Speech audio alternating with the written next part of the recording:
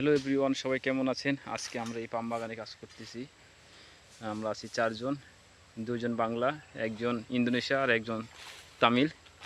তো আজকে ভিডিও করার উদ্দেশ্য হচ্ছে আপনাদেরকে দেখাবো মাটির নিচে অনেক কিছু পাওয়া যায়।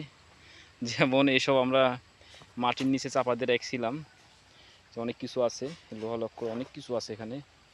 আরও বিশেষ আকর্ষণ হচ্ছে মাটির নিচে আমরা একটা মোটরসাইকেল চাপা দিয়ে রেখে দিয়েছি। এটা কিছুদিন আগে আমরা চাপা দিয়ে রেখেছি।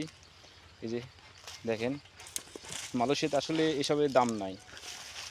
একবার সেকেন্ড হ্যান্ড জিনিস পরিত্যক্ত অবস্থায় থাকলে তার কোনো দাম নাই। বাংলাদেশে হলে এটার দাম অনেক থাকতো, এখানে কোনোই মূল্য নাই আর। এই যে একটা মোটরসাইকেল পুরোটা এটা আমরাই নিয়ে এসে রেখে দিয়েছি। এর মধ্যে অনেক কিছু আছে এই সাইডে। আসলে এইসব পুরাতন জিনিস এরা মনে করে আবর্জনা। আর মালয়েশিয়ায় ভাষায় বলা হয় সাম্পা। সাম্পা মানে ময়লা, আবর্জনা। আসলে অনেক কিছু আছে এর মধ্যে। এখানে মানে অনেক লোহলক্কর আছে আর কি এসবের মধ্যে।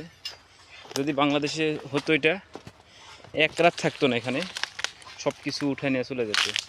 আর এখানে নেওয়ার মতো কোনো মানে পরিবেশ নাই। আর মূলত এখানের লোকজন মানে অতটা চাহিদা নাই এইসব জিনিসের প্রতি। দেখেন বিশাল বাগান, আরও অনেক কিছু আছে এই বাগানের মধ্যে, খুঁজলে অনেক কিছু পাওয়া যাবে। তো সবাই ভালো থাকবেন। আসসালামু আলাইকুম।